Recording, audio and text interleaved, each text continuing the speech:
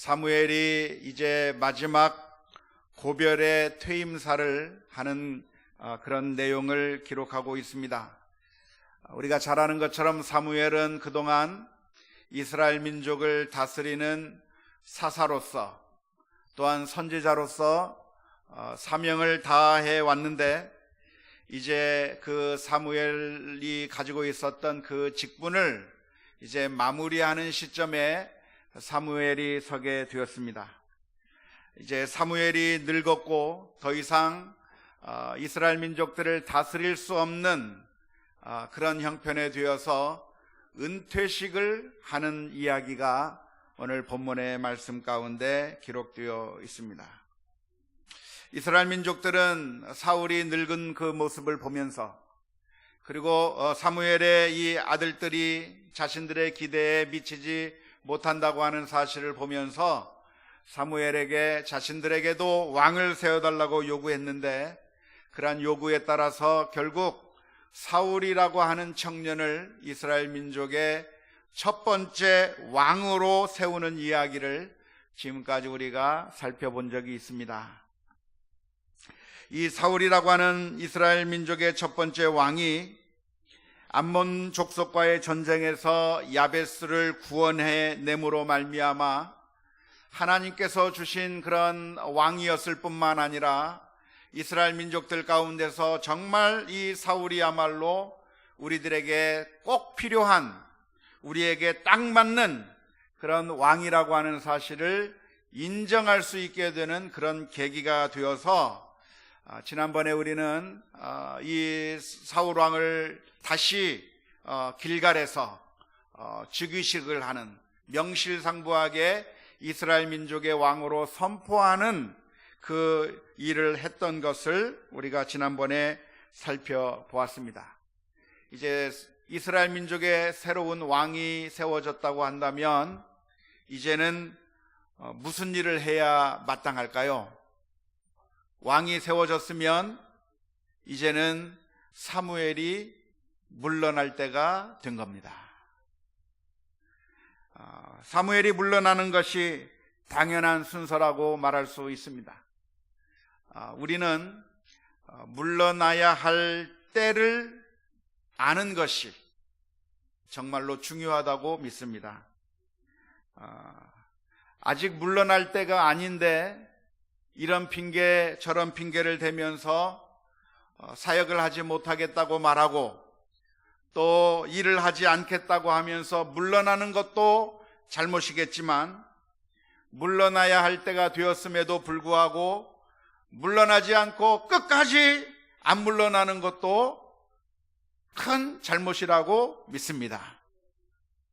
맞습니까?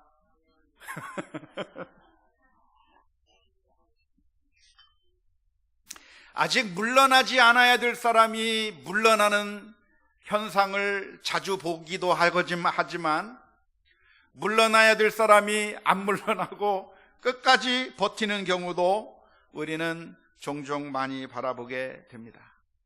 가정에서도 그렇고요, 교회에서도 그렇고, 사회에서도 그렇고, 정말 때를 아는 것이 중요한데, 때가 되었음에도 불구하고 물러나지 않거나, 때가 아직 되지 않았음에도 불구하고 못하겠다고 물러나는 것은 아주 큰 잘못이라고 생각을 합니다.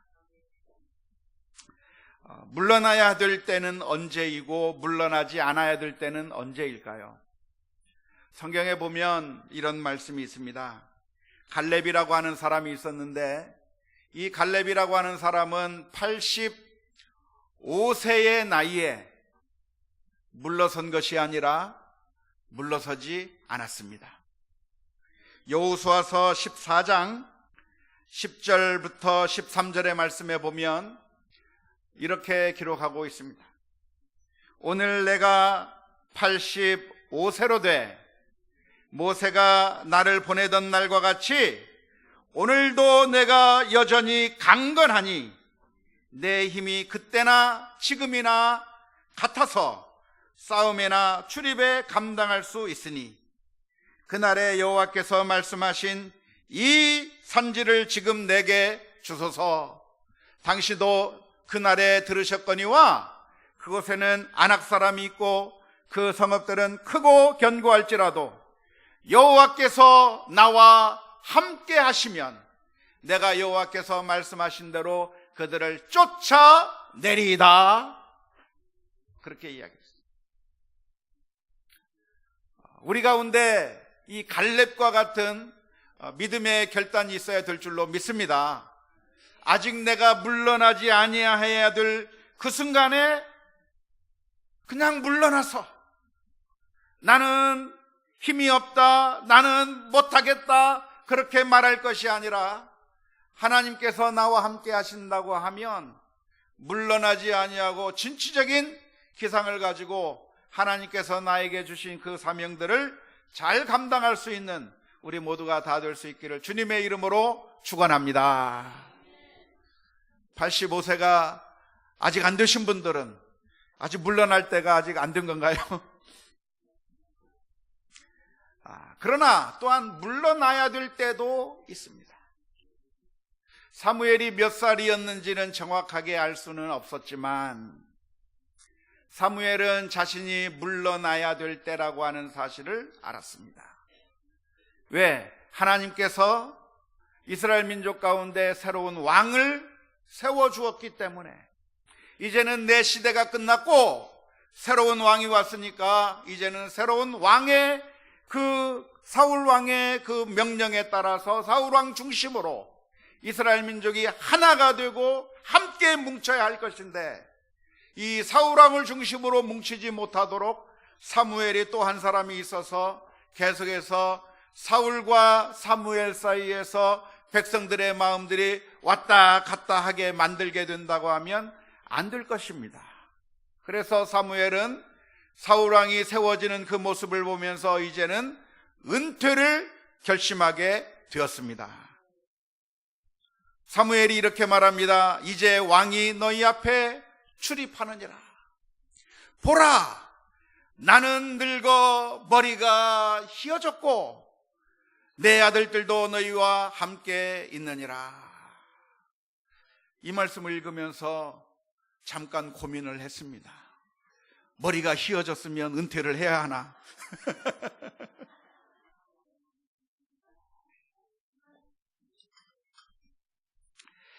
만일 제게 언제 은퇴할 거냐고 묻는다고 하면 뭐라고 대답을 할지 지금 잘 모르겠습니다. 하지만 하나님께서 저에게 좋은 지혜를 주셔서 적당한 때에 하나님께서 물러나라고 말씀하시는 그때에 순종하며 은퇴하고자 하는 마음으로 오늘 설교 준비를 하면서 하나님 앞에 기도를 했습니다. 물러나야 되는데 안 물러나고 끝까지 버티면 안 되겠구나 하는 것을 깨달았습니다. 사무엘은 자신이 물러나야 할 때를 알았습니다. 그런데 물러나지 않는다고 하면 아주 큰 문제가 될 텐데요. 오늘날 우리 한국 교회를 바라보면 참 몸살을 많이 앓고 있습니다. 종교개혁 500주년이라고 하는 2017년도에 오히려 다른 때보다도 더 타락해 버린 우리 한국교회의 모습들을 보는 것이 우리 모든 성도들의 마음속에 얼마나 안타까운지 모르는데요. 특히 대형교회를 중심으로 교회에서 직책에서 물러나면서도 사실은 실질적으로 물러나지 않으려고 하는 그러한 마음들 때문에 여러 가지 문제들이 복잡하게 발생하고 있는 거예요. 세습의 문제가 왜 생기는 겁니까? 이제 하나님께서 연한을 다 해주시고 이제는 물러나야 될 때가 되었다 하면 물러나면 되는 건데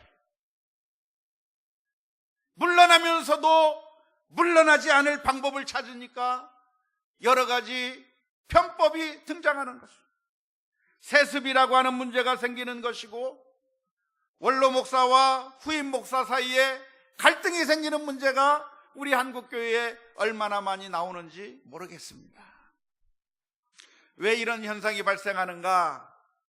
그것은 지금 나에게 맡겨주신 이 사명이 내 것이 아니라 하나님께서 잠시 동안만 맡아서 사역하라고 하신 것이고, 이 모든 것들의 주인이 오로지 하나님에게만 있고, 우리들은 하나님께서 사용하시는 종이며 청직이라고 하는 사실을 망각하는 데서부터 발생하는 줄로 믿습니다. 이 세상의 모든 것들이 다 하나님의 것이고, 하나님께서 우리들에게 잠시 맡겨주신 것이고, 하나님께서 우리가 살아있는 동안에, 아직 기력이 있는 동안에 잠시 맡아서 다스리라고 해주신, 우리는 하나님의 청직이라고 하는 사실을 깨닫는다고 하면, 하나님께서 이제 시간을 정해놓으시고 이제 내놓아라 하시면 거기서 깨끗하게 내놓고 은퇴를 해야 하는 것이 정당한 것인데, 안타깝게도 오랫동안 청지기로서 일하면서 그 모든 것들이 하나님의 것이 아니라 내 것이라고 하는 잘못된 생각을 하게 되는 순간 우리는 물러나지 못하는 그런 불행한 모습을 보여주고 있는 줄로 압니다. 이건 목사들만의 문제가 아니라 사실은 우리 모든 사람들의 마음 가운데 있는 문제입니다. 우리 가정에서도 마찬가지예요. 우리 가정에서도 우리 어른들이, 우리 자녀들이 결혼하게 되면 이제는 내가 부모로서의 그런 권위와 주장들을 내려놔야 돼. 믿습니까? 큰 소리로 아멘 해주셨어요.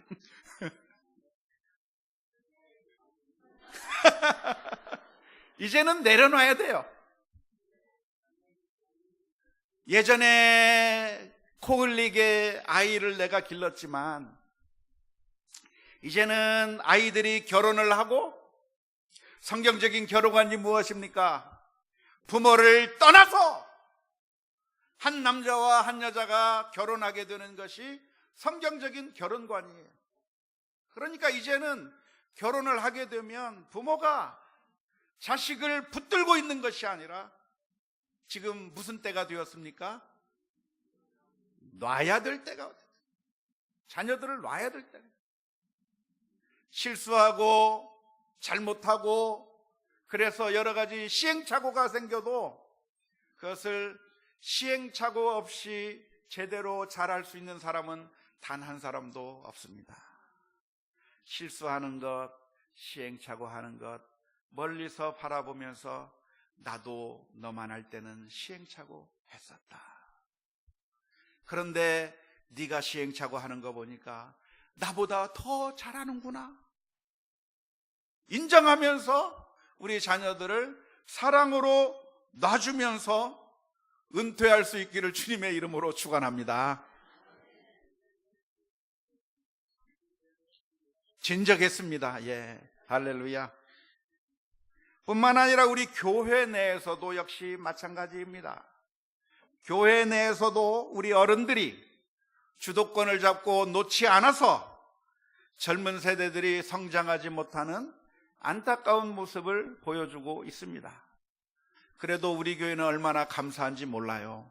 왜냐하면 제가 여러 교회를 담임하면서, 지금 몇 교회를 담임하면서 미국의 저 뉴햄프셔 주에서 목회도 해보고, 또 필라델피아에서도 목회도 해보고, 대구에서도 해보고, 여기서도 지금 목회를 하고 있는 가운데 있는데, 많은 교회들이 어른들이 주도권을 잡고 결코 놓지 않아서, 그래서 교회들이 몸살을 앓고 있는 그런 경우가 너무나도 많이 있습니다. 우리 교회는 그런 교회는 비교적 아니라고 믿습니다. 우리 교회를 보니까 너무 좋아요, 분위기가. 그런데 사회에서는 지도급이 속하는 사람들이, 사회에서는 사장이기도 하고 인정받는데 교회로 오면 여전히 애 취급당하는 그런 교회에 젊은이가 배겨날 재간이 있겠습니까? 없겠습니까? 우리가 바라보는 저 젊은 청년이 우리가 무시할 청년이 아니라 사회에 가면 수많은 사람들 거느리고 있는 사장님들이에요. 교수님이고 또 지도급에 있는 사람들인데 교회만 오면 어른들한테 매일 혼나기만 한다면 그것은 우리 교회가 잘못된 길로 갈 수가 있는 줄로 믿습니다. 그런데 왜 우리는 그런 태도를 취하게 되는가? 우리들의 마음속에 있는 교만함 때문에 그렇습니다. 내가 아니면 우리 교회가 망할 것 같고, 내가 바로잡지 아니하면 우리 교회가 잘못된 길로 갈 것 같은 근거 없는 열정이 우리들에게 있어서 우리가 그 잘못된 태도를 취할 때가 얼마나 많은지 모릅니다. 우리는 겸손하게 하나님 앞에 기도하는 가운데, 하나님, 내 머리가 희고 이제 새로운 지도자들이 올라오고 있는데, 새로운 일꾼들이 올라오고 있는데, 주여, 이제는 내가 사무엘과 같이 은퇴를 결정할 수 있는 그런 담대한 믿음을 주옵소서. 기도할 수 있기를 주님의 이름으로 축원합니다. 우리가 하나님의 청직이라고 하는 사실을 깨닫지 못하고 하나님께서 잠시 내게 주신 일을 내가 했을 뿐이라고 하는 사실을 망각하고 계속해서 내가 그 주도권을 잡으려고 한다고 하면 그것은 잘못된 일이라고 하는 사실을 우리가 기억해야 할 줄로 믿습니다. 오해하지 마십시오. 그러니까 지금부터 다 내려놓고 아무것도 하지 않아야 된다고 말씀드리는 것이 결단코 아닙니다. 그렇게 오해하시면 안 됩니다. 갈렙처럼 연로해도 해야 될 때는 나서야 할 때가 있고, 사무엘처럼 아직 힘이 남아있는 것처럼 느껴질 때라도 물러설 때가 있고, 하나님 앞에 기도하면서 하나님, 지금 내가 물러서야 될 때입니까? 아니면 지금 내가 나서야 될 때입니까?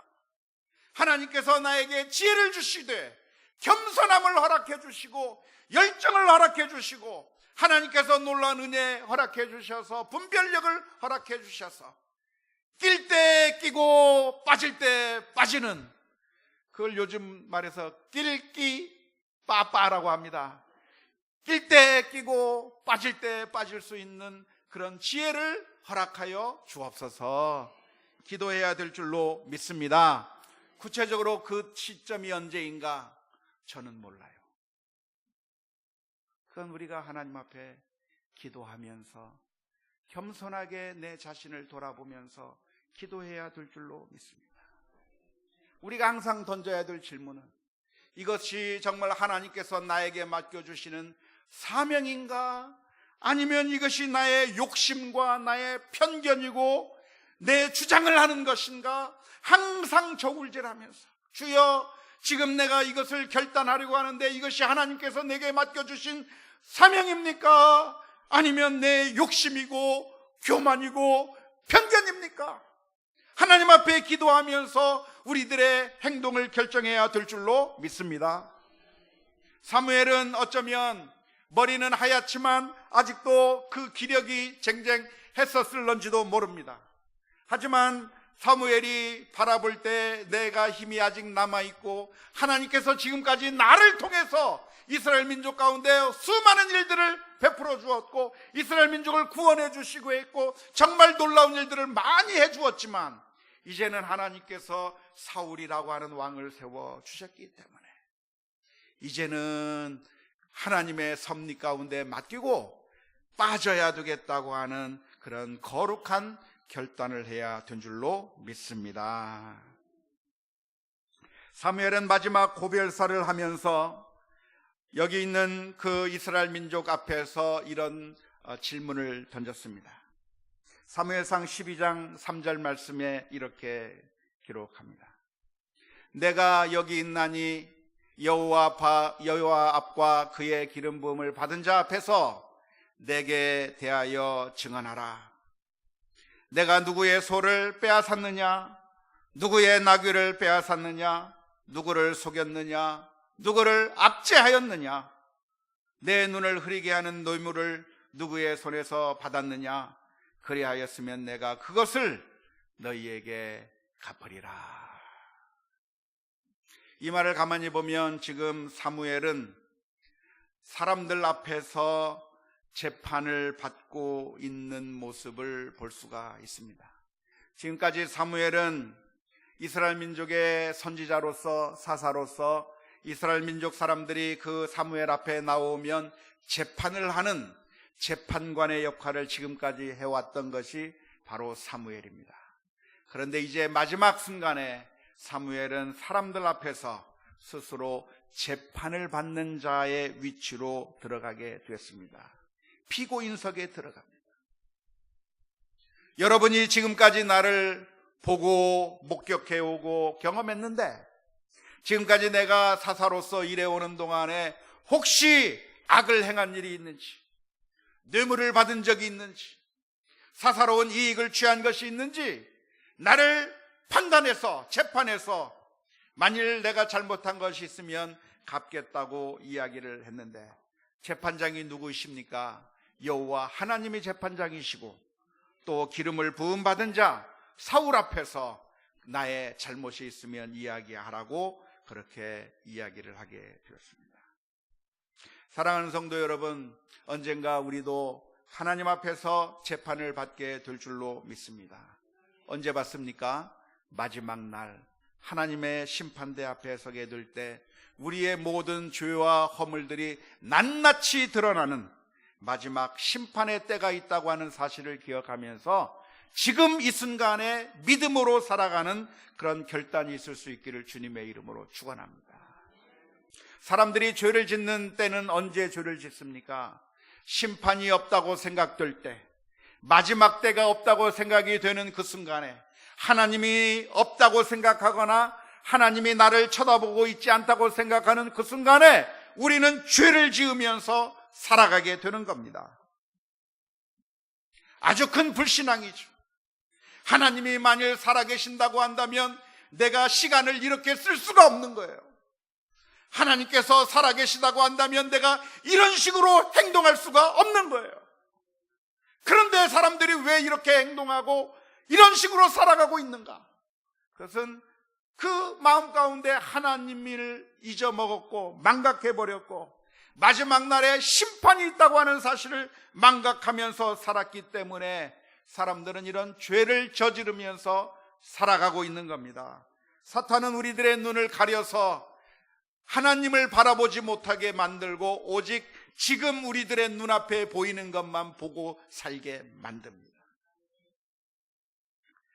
사무엘은 지금까지 평생 하나님 앞에 살면서 경건하게 살았고 그리고 죄를 짓지 않았으며 이제는 사람들 앞에서 내가 심판을 받는 그 위치에 가면서 내가 지금까지 잘못한 것이 있으면 말해보라고 이야기를 하게 되었던 것입니다. 그때 백성들이 이구동성으로 대답을 합니다. 사무엘상 12장 4절 말씀에 이렇게 기록합니다. 그들이 이르되 당신이 우리를 속이지 아니하였고 압제하지 아니하였고 누구의 손에서든지 아무것도 빼앗은 것이 없나이다 하니라. 사무엘이 사람들로부터 선물을 받았겠습니까? 안 받았겠습니까? 받았습니다. 받았을 것 같습니다. 왜냐하면 선지자는 영적인 일을 하는 것이기 때문에 다른 일반인들처럼 농사를 짓거나 목축을 하는 사람이 아니라 영적인 문제를 다스리는 사람이고 또 재판하는 사람이었기 때문에 이런 실제적인 그런 생산에 종사하지 않았기 때문에 그 생활이라고 하는 것은 백성들이 가져다 주는 11조와 그리고 여러 가지 예물들을 가지고서 살아갈 수밖에 없는 구조였다고 생각이 됩니다. 우리가 얼마 전에 살펴본 것처럼 사울이 암나귀들을 잃었을 때에 그 암나귀를 어디 가면 찾을 수 있는지 묻기 위해서 선지자 사무엘에게 가자고 종이 제안을 했습니다. 그때 사울이 묻습니다. 우리가 선지자에게 갈 때 빈손으로 갈 수 없지 않느냐? 선지자에게 무엇인가를 줘야 되는데 우리가 무엇을 가지고 갈 수 있겠느냐고 물었을 때 사울의 사환이 대답을 합니다.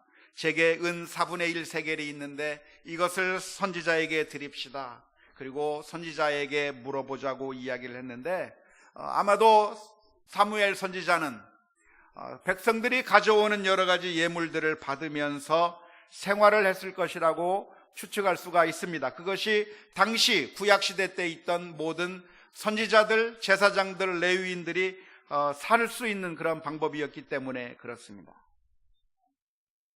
하지만 지금 여기서 사무엘이 말하는 것은 무엇입니까? 아무것도 속여 빼앗은 것이 없고 뇌물을 전혀 받지 않았다고 하는 그 말, 사람들로부터 나귀를 취하지 않고 소를 취하지 않고 아무것도 취하지 않았다고 하는 말은 사람들로부터 예물을 받지 않았다고 하는 그런 말이 아니라 이것은 재판할 때 재판 과정에서 뇌물을 받은 적이 없다고 하는 것을 의미하는 겁니다. 사무엘이 단순히 선지자로서만 그런 직분을 가지고 있었던 것이 아니라 사사시대였기 때문에 재판관 역할도 감당했습니다. 그래서 사람들이 재판할 문제가 있으면 사무엘 앞에 나와가지고 와서 재판을 받게 되는데, 재판을 할 때 이 재판관이 사람들로부터 뇌물을 받으면 잘못된 판결을 내릴 수가 있는 거예요. 얼마나 큰 특권입니까?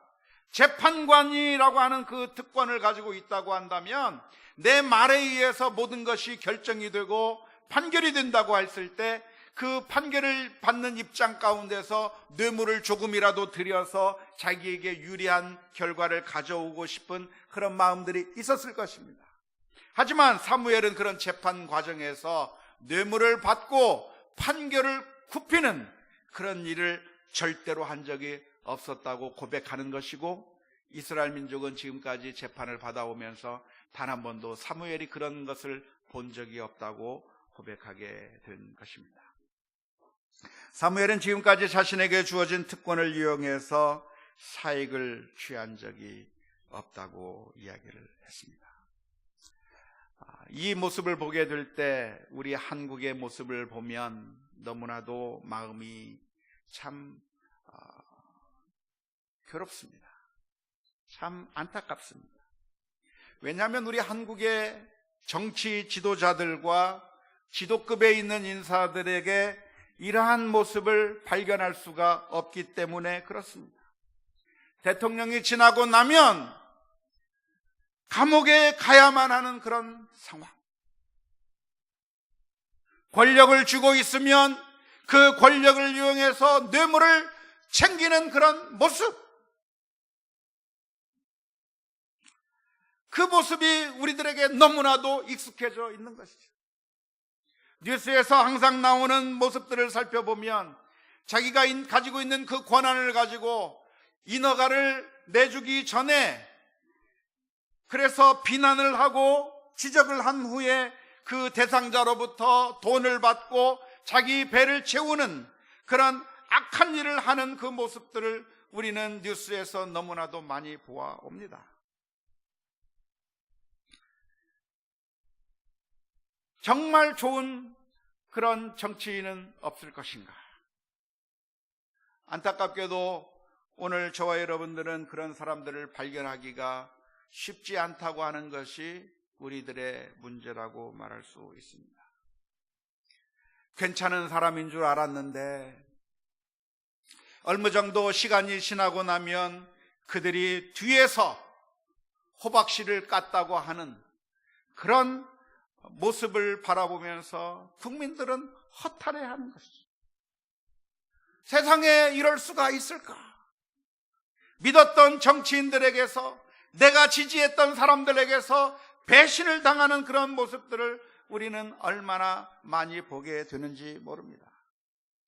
군함도라고 하는 영화를 혹시 보셨는지 모르겠는데, 군함도라고 하는 영화를 보면 거기에 징용에 끌려갔던 한국 사람들 사이에 추앙을 받는 민족의 지도자가 있었습니다. 그 민족의 지도자가 그 군함도 내에서 일하고 있는 징용을 받는 수많은 한국 사람들을 대변하고 그들을 위해서 무엇인가를 해주는데, 결국 그 군함도에서 그려주고 있는 이 내용이 무엇이냐면, 알고 봤더니 그 사람이 일제의 앞잡이였다는 게 밝혀지는 거예요. 논란이 많기는 많습니다만, 우리가 어느 순간에 보면 정말 우리를 위한 사람인 줄 알았는데 알고 보면 아닌 모습들을 많이 바라보게 되면서 얼마나 안타까운 모습을 보게 되는지 모릅니다. 아쉬운 것은 사무엘의 자녀들도 사무엘처럼 그렇게 행동하지 아니하였습니다. 사무엘상 8장 3절의 말씀을 보면 그의 아들들이 자기 아버지의 행위를 따르지 아니하고 이익을 따라 뇌물을 받고 판결을 굽게 하니라. 사무엘의 두 아들의 이름이 무엇입니까? 성경을 많이 읽어도 전혀 기억이 안 나죠? 나쁜 놈들이니까 기억이 안 나는 겁니다.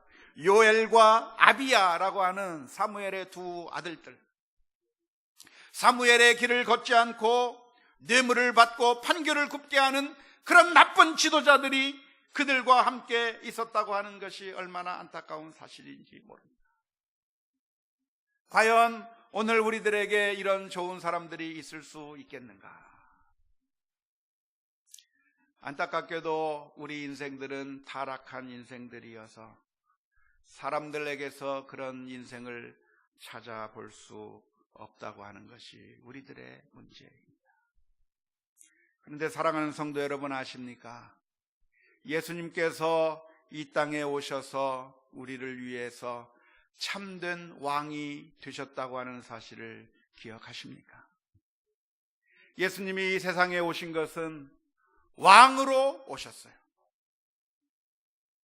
헤롯 왕과 같이 이스라엘 민족을 학대하고 세금을 거두고 이스라엘 민족을 아주 힘들게 만드는 군림하는 왕으로서가 아니라, 우리 예수님께서는 아기 예수님의 모습으로 오시는데 참된 왕이신 그 주님께서 아기의 모습으로 오셨을 뿐만 아니라 섬기는 왕으로서 저와 여러분들 가운데 오신 줄로 믿습니다.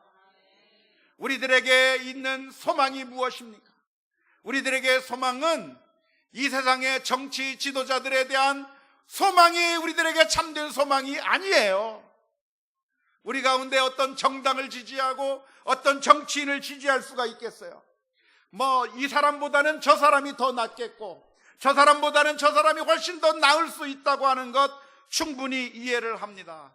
그러나 이 세상에 그 누구도 우리를 위한 완벽한 지도자가 있을 수 없는데, 예수 그리스도께서 우리를 위한 참되신 왕, 섬기는 왕, 그 옛날 사무엘이 백성들 앞에서 내가 너희들에게 뇌물을 받고 판결을 굽게 한 적이 있느냐, 내가 너희를 압제한 적이 있느냐고 말했던 그 사무엘의 그 모습을 그대로 가지고서 예수님께서 이 세상에 오셔서 우리에게 참되신 지도자, 참되신 왕으로 오셨다고 하는 사실을 기억하면서 주님을 믿고 의지하는 가운데 배신당하는 일이 없는 우리 주님을 바라보면서 믿음으로 승리하는 우리 모두가 다 될 수 있기를 주님의 이름으로 축원합니다.